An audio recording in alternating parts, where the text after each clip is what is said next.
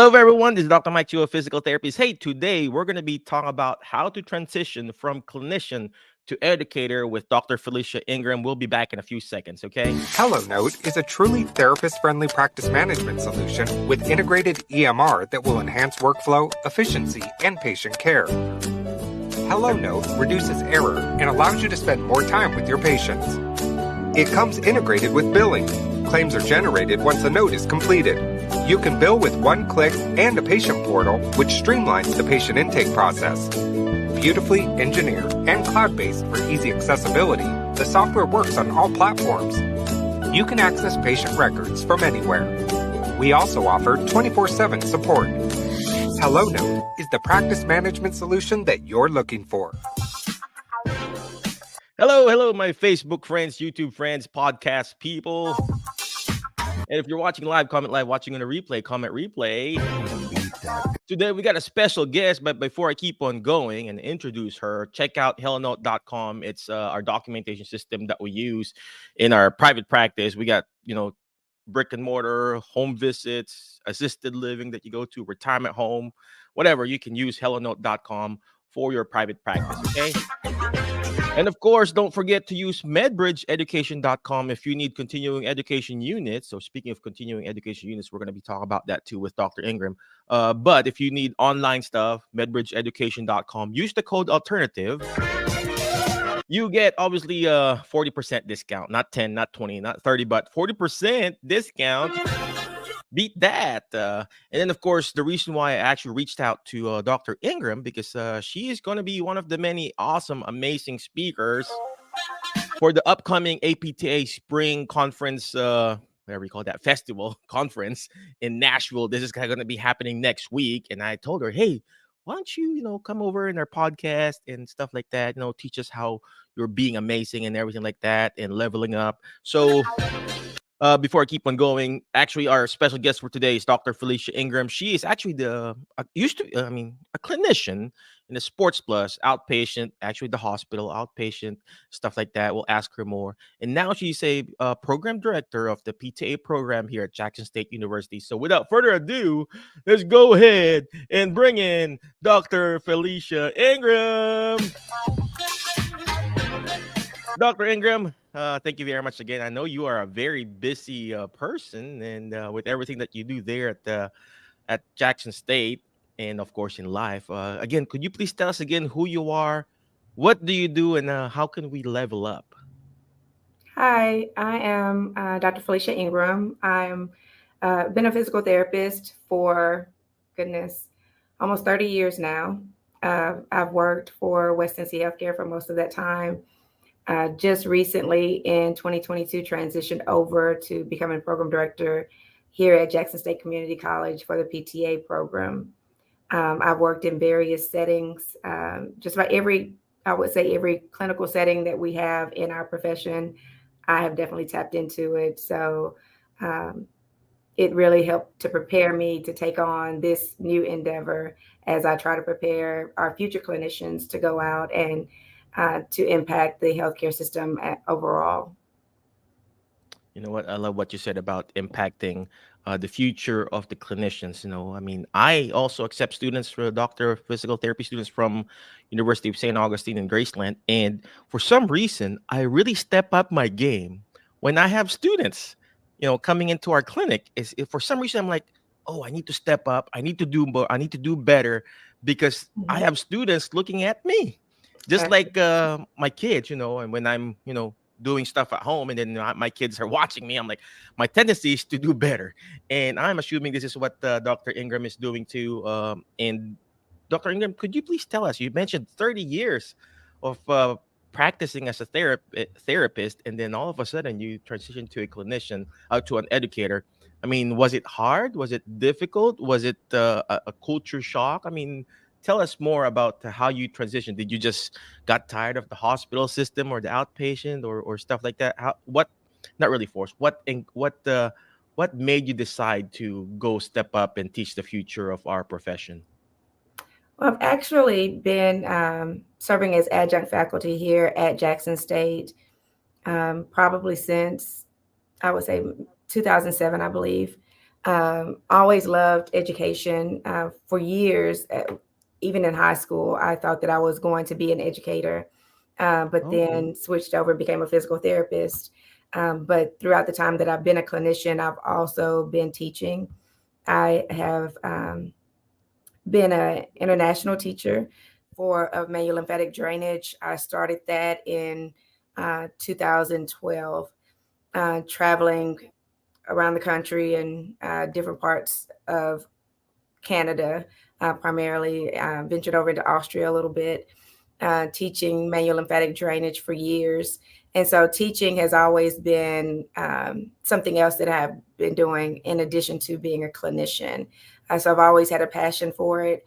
And Dr. Jane David, who is the program director here at Jackson State Community College, Mhm.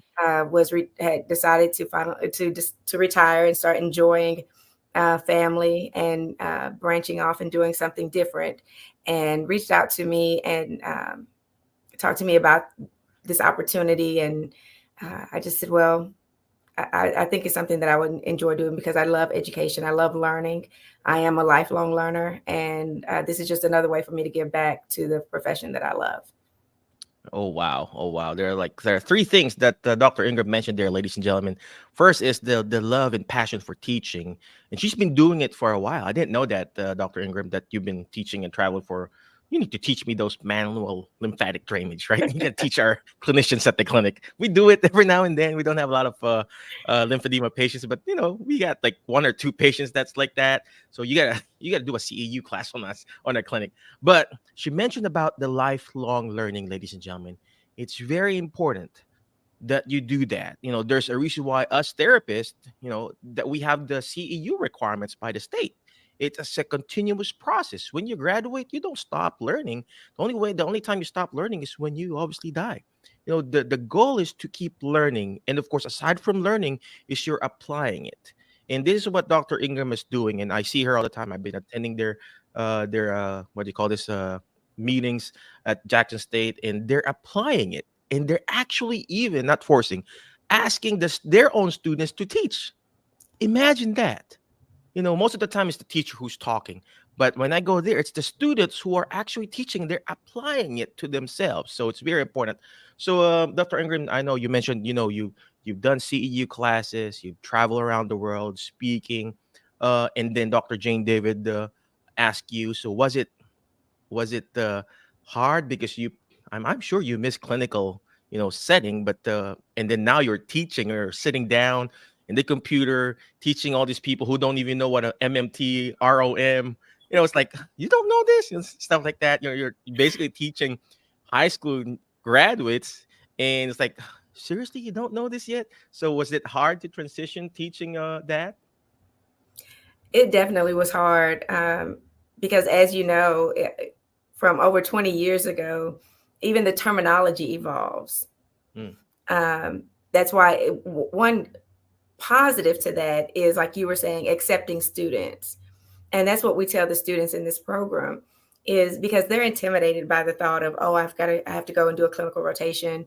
And they're intimidated by that. But I tell them, and all of the other faculty here tell the students, um, yes, you're going to learn from them, but there's also going to be an opportunity for you to share some new and relevant information to these clinicians that are out there. They're going to be learning from you as well, because with our accrediting body CAPTI, they make sure that the information that we teach to our students is up to date and relevant and evidence-based.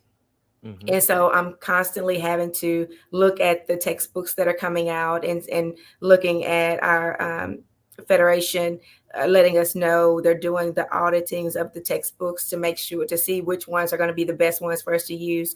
And we're constantly bringing in those newer textbooks and teaching from those. And so not every clinician has the opportunity to stay in the information to that degree. And so with our students getting the most recent and most relevant information in the classroom, when they go out into the clinics, and the clinical educators, the clinical instructors, they're people that have been out there for years, just like I was. And it's always good to hear when terminology changes, something that we've always called one thing. Now the literature is saying, let's call it something different. Mhm. Knowing that the research is now saying that something that we thought was going to be the gold standard, now something else has transitioned over, and they found that something else is more effective for treating different diagnoses. And our students are able to take that information out into the clinical setting. And one of the things that we require of them is that they do in-services at the clinical sites where they go. And so they're able to give in-services to those clinicians. And so, yes, they're the students, but to a small degree, they also get a chance to see what it feels like to share knowledge as well. The same thing that we as educators will do. Mm. So it was interesting transitioning over into this realm, because I know you can probably relate to it too. The longer we're out, the more we sort of deviate a little bit from the textbook way Mhm. to what we found that works. And we start tweaking it and personalizing different approaches and things. And and the textbook gives you this cookie cutter recipe of how to do things, but being in the clinic, you find more efficient and effective ways to get around to it, to cut through the muddy waters and get straight to the meat of it. And so then coming back into the world of academics, having to go back and remember all the intricate details of everything, and having to even like the anatomy, the neurophysiology, the musculoskeletal, all the intricate details that you don't visit on a daily basis as a clinician. Really, I felt like I was back in PT school as I was preparing to go into the classroom to teach these students. That's so true. That's so true. It's funny you mentioned that because my daughter is in PTA school too, and she would call me and, "Hey, Dad, what's this?" I'm like, I don't even know what that is." And like thinking I have my doctorate degree and everything. And she's in PTA school. It's like, "Dad, what's this?" I'm like, uh, let me Google it. Stuff like that. Thing. Here we are. It's funny. It's good that you mentioned this, Dr. Ingram, because here we are, physical therapists, and you see clinicians. Nothing against the old clinicians like us. I graduated 1999, Dr. Ingram, but we still look young, right? Yeah. Um, and most of the therapists who graduated, our generation, all they did straight leg racing, leg kicks, knee extensions, stuff like that. And then, and here comes the student trying to implement what they've recently learned. Hey, this is what we do, contract, relax, PNF, and stuff like that. And then clinicians like, no, you do this. Like, we have to be open to it. And even physicians, think of this, ladies and gentlemen, if you're watching again, watching live, comment live, watching the replay, physicians, they have different types of medication.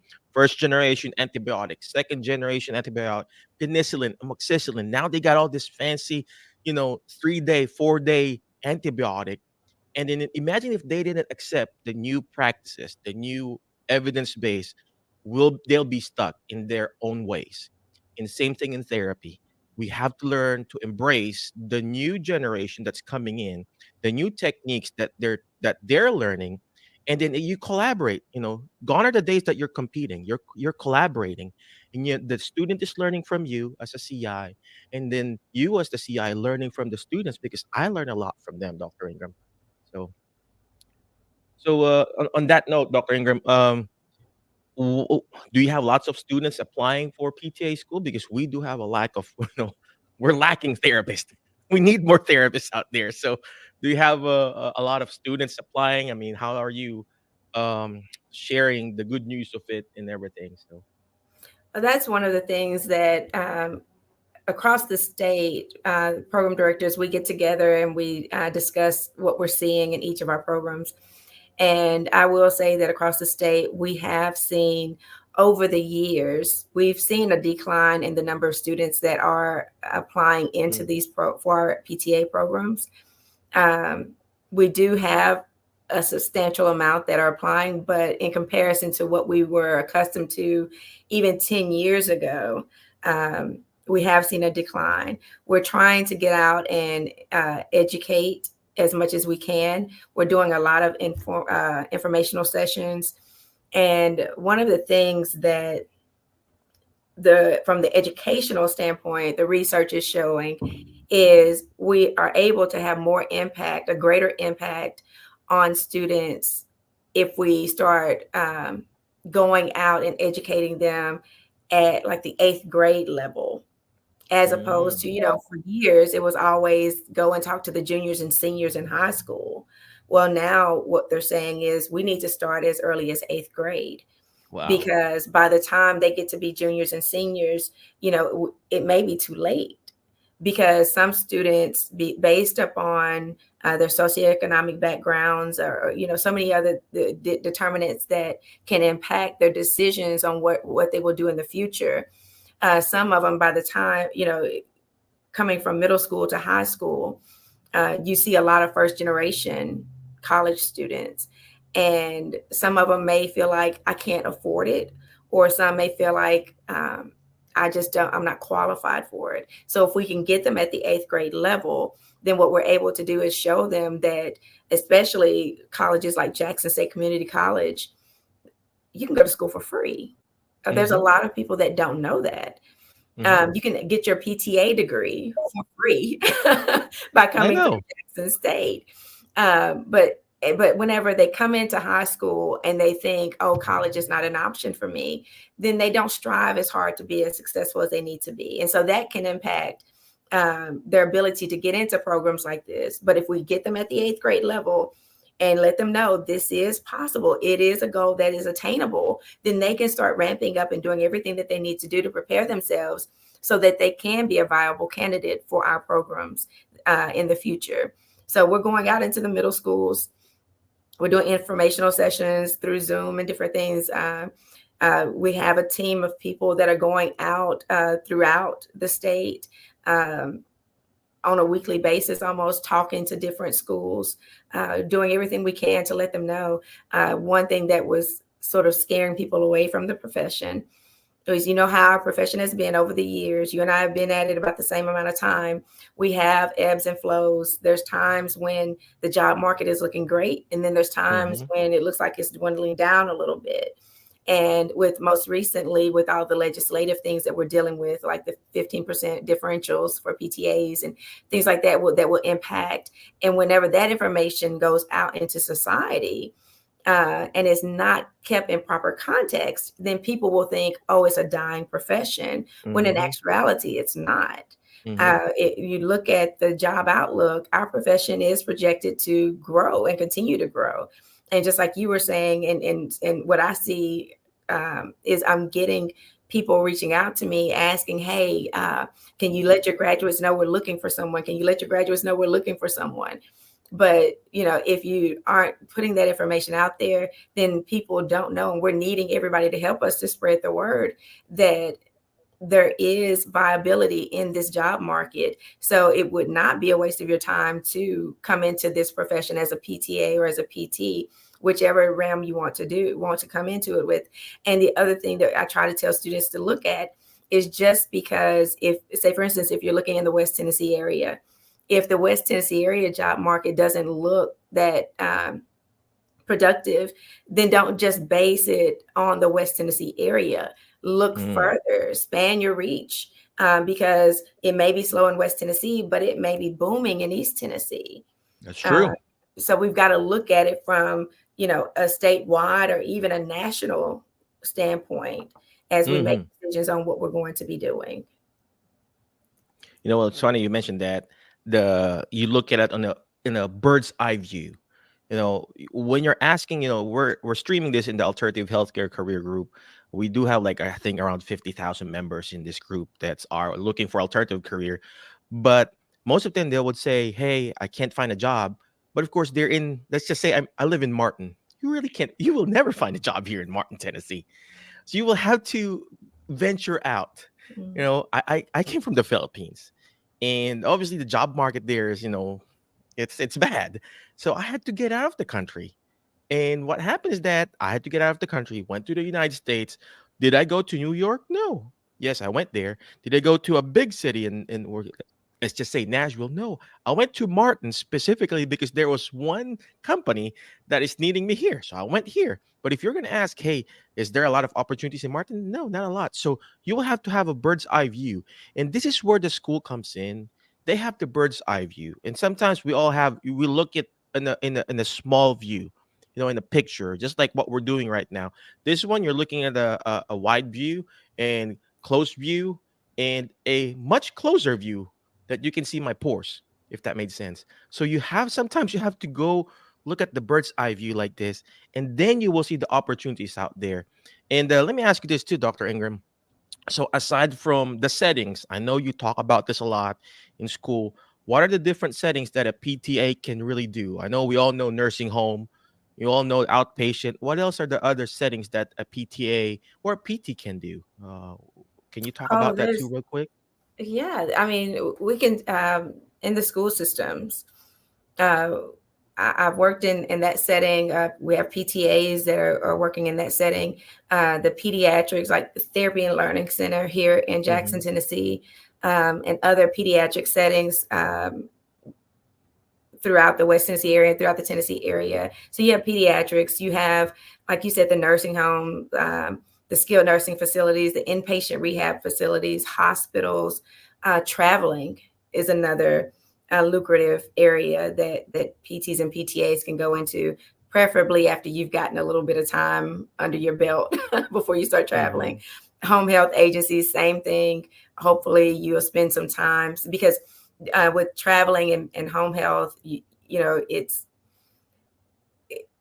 it require to me. It seems like it would be better. You would have a better experience if you have a little bit more clinical knowledge You're under by your belt yourself. before you go into those into Yeah, you're by those. yourself. No nurse to Yeah, you're call, by no doctors to yourself. call. It's just you, right? But there's just a vast array of different settings that you can go into. One of the other areas that I worked in before coming into working at Jackson State was um, an oncology setting. Uh, Mm, the cancer centers. Those are areas that PTs and PTAs can go into. The industry. There are some mhm, industries because they're trying to decrease the amount of money that they're spending on work comp cases. They're bringing PTs and PTAs into their industries in order for us to hope more so from a preventative standpoint. mm. But even if something does happen on site, having someone in our profession there that is from a physical therapist standpoint, having someone that can be that first point of entry to be, because as doctors of physical therapy, we're able to assess situations and determine, is this something that is within our scope that we can treat? If it is, we treat it and they get better and they go back to work. If it's something beyond our scope, if it's a fracture or something that requires some further diagnostics, then we're trained to be able to analyze that and to be able to diagnose that and refer them out quickly.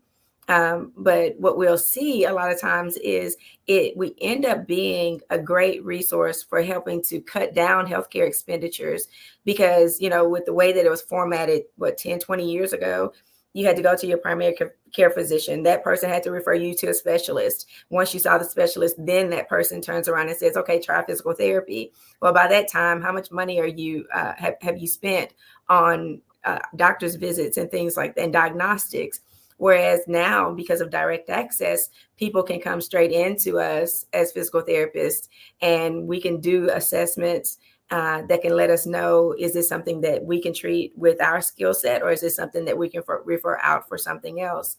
And we're able to help decrease cost, and we're able to help people get back to their daily activities, and also in the from that standpoint of being able to go back to work to generate the income that they need. We're able to return them back to sports, return them back to work at a much a quicker rate, rather than having to go through all of these visits before they come to us anyway. That's so true. That's so true. I love what you said about prevention and wellness. I'm reading a book right now about it's called On-Site Physical Therapy, and the author, I forgot her name. Sorry about that, but she's based in Colorado, and she's doing on-site physical therapy inside companies. Mhm. There's no insurances, there's no middleman. It's basically you being on site for that company and doing actual, direct access services. And of course, you can either work for a certain company or you directly contract yourself. And it's basically ergonomics. Mhm. And a lot of therapists, PTs and PTAs are already doing it, and it's a untapped market. And here we are, we're only focused on the nursing home and the outpatient, and there are a lot of other niches that Dr. Ingram is mentioning. There's people who are doing lymphedema specialty, just plain doing that. Pelvic floor therapy. Mhm. What else did you mention? There's a lot of niches. I mean, of course, in our clinics, geriatrics, we just treat seniors. That's it. When we probably have one 15, 16 year old because her parents really wanted us, stuff like that. But we just mainly focus on seniors and balance program. And there's a lot of niches there. There's so much opportunities and potential for our profession, ladies and gentlemen, that it's not doom and gloom. The population is getting older, and they still need us. All right, whether it's via the insurance or Medicare or cash payment or whatever kind of a payment source, they still need us. The question is, are you willing to step up and continue to do this in serving the people, what we were called? Because many are called, but few are chosen. And if you're here right now, you are one of the few chosen one that will take care of this population. Dr. Ingram, I know you're very busy. Any last parting wisdom for our people out there? How they can reach out to you and talk to you and stuff like that. When can we find you? And what is the topic that you're going to be talking about next week on the APTA Spring Conference? Yeah, we're having our spring conference, APTA Tennessee. It's going to be at Belmont University on March 22nd, the 23rd. You can register for that conference on the website, tptatn.org. But I'll be doing a presentation on strengthening the therapeutic alliance between provider and the patient, which is a focus on patient factors. Um, what the committee that I serve is the Diversity, Equity, and Inclusion Committee, is one of the committees that I'm on with APTA Tennessee. And what we're wanting to do is offer this continuing ed course, um, putting an emphasis on trying to create a strong therapeutic alliance between a provider and a patient, understanding that it is one of the most important factors in the success of our treatment.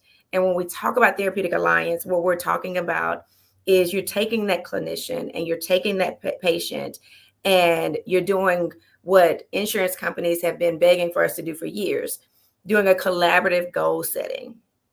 Because the best way to get your patients to buy into therapy is to let them have some input on the goals that you're establishing for them. Find out what it is that they want. Why do they want to come? What do they want to accomplish? So collaborative goal setting, shared decision making, so that, we're not, even though we may know what's the best thing to do in that treatment session or how we want it done. If you look from therapist to therapist, you'll find, just using an old cliche, there's more than one way to skin a cat. Just understanding that we all have our own ways of doing things. And it's not to say that your way is better than my way. It's just a different way. But the question is, how are we all going to come to the same conclusion? That's the ultimate thing, is reaching that goal and allowing the patient to be able to say, I'd like to start on the bike today, or I don't feel like doing that today. And sitting down, having a discussion to find out what is it going to take to get them to buy into it. Because if we can start doing that, then what we may start seeing is that no-show cancellation rate may start decreasing in those clinics. And then just a therapeutic relationship. One of the things that we're looking at from that standpoint is patient factors that can impact our therapeutic alliance, like their cultural backgrounds, socioeconomic statuses, mental health history, trauma history. What are their expectations for therapy? Those are just some of the things that we'll be talking about during that continuing education session. But there's a great lineup of speakers. We will be giving out awards during our chapter business meeting on that Saturday. I'm the awards committee chairperson for the state, and I'm proud to say that we do have West Tennessee is going to be bringing some awards home this spring, and I'm excited about that. So Wow. if you have the opportunity to come to Belmont, please try to join us. And I also want to let you know that even here in our Jackson area, we will be having an ethics and jurisprudence course that's sponsored by our Jackson district. That's going to be held at Jackson-Madison County General Hospital on April the 13th. That during that morning session, starting 7:30 for registration. You'll find registration information on the TPTA website if you want to register for that as well. But if you need to get in touch with me, you can reach out to me here at Jackson State, 424-3520, or you can email me at fingram3@jscc.edu. I'll be more than happy to share whatever information I can with you. All right. Again, thank you very much, Dr. Ingram. I appreciate you. But before I let you go, ladies and gentlemen, always remember the word FAST, F-A-S-T, letter F. Find people that will bring out the best in you, because you are the average of the 5 people you hang out with, right? Today I hang out with Dr. Ingram, and I've been hanging out with in their group, the Jackson State group people. And I was like, yeah, I feel like I want to be like them, right? The popular kids of Jackson State, right? So find those people, because again, you are the average. If you're hanging out with people who are like always complaining, guess what? You'll end up complaining too, right? You hang out with people who are winning, just like Dr. Ingram. Guess what? You will eventually win too. Basketball players, they do that all the time. They team up with other people, and then they kind of win, whatever conference championship, basketball championship, right? Next letter is letter A. Take action. All this stuff that we're doing is not going to do me good. It's not even going to do Dr. Ingram good if you don't take action. Take action by reaching out to her. Go to their website. Register in their CEU classes. Register the ethics and jurisprudence. Take action. Because imperfect action beats perfect in action. A lot of people like to analyze, and then they get to that analysis paralysis. Take action, guys. And next letter is letter S. Shoot for the moon, because you're going to be landing with the star. So you keep shooting for the moon, you're going to miss it. And eventually, you're going to be landing with the star. Today, I land out with the star with Dr. Ingram, right? And last but not the least is letter T. So you teach it. Why? Because when you hear it, you forget. When you see it, you remember. But when you're actually teaching it, just like Dr. Ingram is doing, you're actually understanding it more. That's the beauty of teaching. You're going to understand it more. Again, thank you very much. Be awesome. Be great. Be excellent. And we'll see you again in the next episode of the Alternative Healthcare Career Show. You have a good night. Bye-bye. HelloNote is a truly therapist-friendly practice management solution with integrated EMR that will enhance workflow, efficiency, and patient care. HelloNote reduces error and allows you to spend more time with your patients. It comes integrated with billing. Claims are generated once a note is completed. You can bill with one click and a patient portal, which streamlines the patient intake process.